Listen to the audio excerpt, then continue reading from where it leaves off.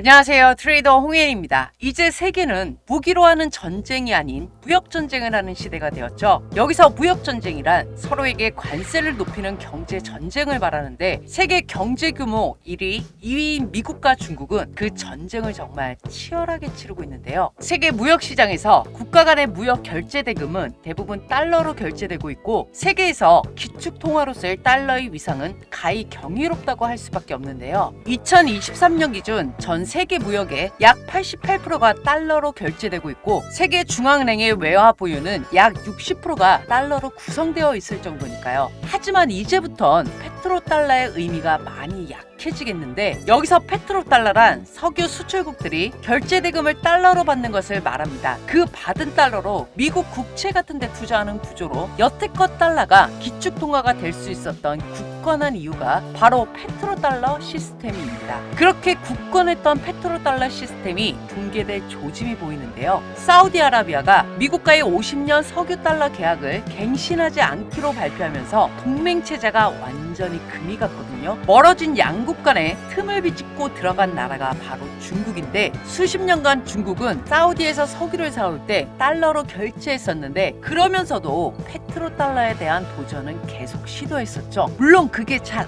안 됐지만요. 근데 2년 전부터 시진핑은 중동에서 원유와 천연가스의 수입량을 대폭 늘릴 것으로 발표하면서 결제 통화를 위안화로 할 것을 제안했죠. 미국의 보복을 두려워했던 사우디는 이를 거절하긴 했지만 그러나 작년부터 중국과 중동 간의 통화 동맹이 많이 이루어졌습니다. 물론 미국의 보복을 두려워했던 중동 국가들은 약간의 꼼수를 쓰기 시작하는데요. 석유 대금 거래만 달러로 하지 않고 돈을 빌려주고 갚을 때 위안화로 하겠다는 내용을 덧붙여 양면 간의 통화 스왑 조약에 합의하게 되는데 여기서 통화 스왑이란 쉽게 말해 서로의 화폐를 빌려주고 빌려올 수 있는 계약을 말합니다. 예를 들어 친구 사이에 서로 믿고 돈을 빌려주고 나중에 돌려받는 것이라고 이해하시면 되는데 이렇게 중국이 계속해서 영향력을 키우려는 이유는 세계 제2의 경제대국인 중국이 무역이나 금융에서 쓰이는 화폐에서는 아직도 달러가 압도적 1위고 위안화는 순위권에 진입조차 못하고 있었기 때문인데요. 중국이 위안화를 기축통화까지는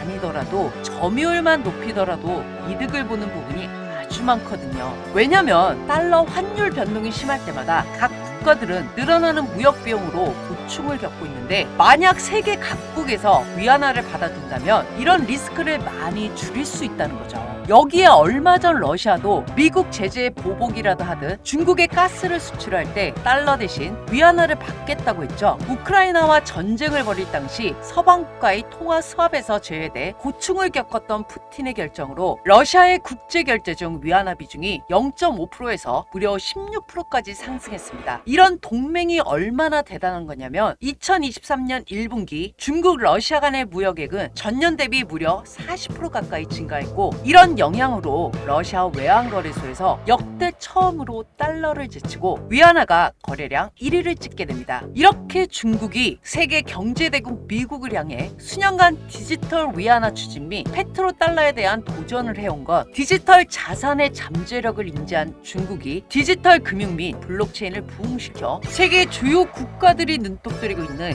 가상자산 시장의 패권을 다시 재집권하려는 건데요. 그렇게 많은 전문가들이 예상하고 있는 건 이러한 배경들을 기반으로 올해 마지막 상승장과 내년은 중국 머니가 이끌 거라는 게 지배적입니다. 이렇게 막대한 중국 자본이 집중 투자될 가상화폐 종목 중에서도 수년간 다져온 블록체인 기술을 기반으로 한 RWA, 즉 실물 자산을 토큰화한 시장에 대형 투자기관 자금이 집중될 것이 유력해 중국계 자금이 쏠릴 RWA 코인을 살펴보자면 첫 번째 IOST입니다. 사실 중국 관련 코인은 얼마나 중국 정부에게 기술력이나 활용성을 인정받았는지 여부도 중요한데요. IOST 코인은 중국 산업정보기술부에서 4년 연속 기술 부분 1위로 기술력을 인정받은 블록체인 프로젝트입니다. 게다가 2024년 IOST는 홍콩에서 RWA STO를 추진할 계획이라고 밝힘으로써 RWA 관련 코인이기도 합니다. 중국 관련 RWA 코인이자 지금 당장 홍콩 ETF 승인과도 연관성이 있는 IOST는 주목해야 할 종목입니다. 두 번째로 파일코인입니다. 파일코인은 현재 RWA RWA와 AI 두 산업 모두에게 중요한 디파인 코인 대장으로 취급받고 있습니다. 채굴자 대부분이 중국에 있고 개발자 또한 대부분 중국인으로 채용되는 파일코인은 중국 정부가 암호화폐 산업을 규제하기 시작한 2021년에도 유일하게 규제를 받지 않은 종목인데요. 그 이유는 파일코인의 펀더멘탈 기술력이 매우 뛰어나고 파일코인의 IPFS 즉 분산화된 데이터 저장 공유 프로토콜을 대체할 다른 수단이 없었기 때문입니다. 파일코인은 현재 가격적인 측면에선 크게 변동성이 없는데 요상한 거래량이 포착되고 있기 때문에 이 종목 투자하고 계신 분이라면 꼭 구독과 좋아요, 알림 설정까지 해두셔서 이 종목에 관한 소식 빼놓지 말고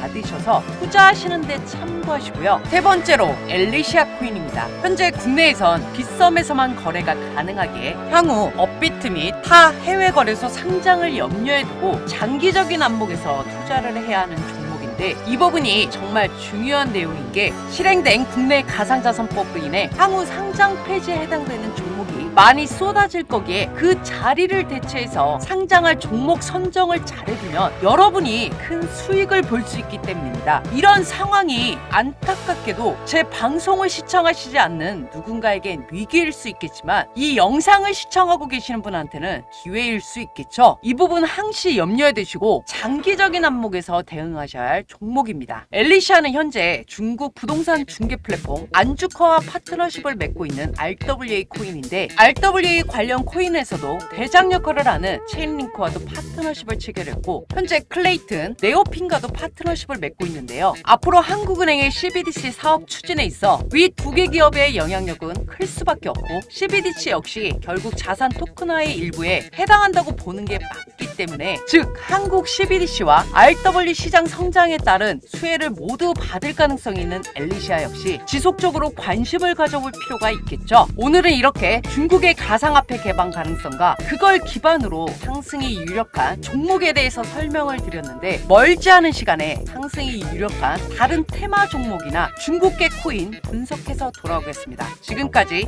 트레이더 홍혜인이었습니다.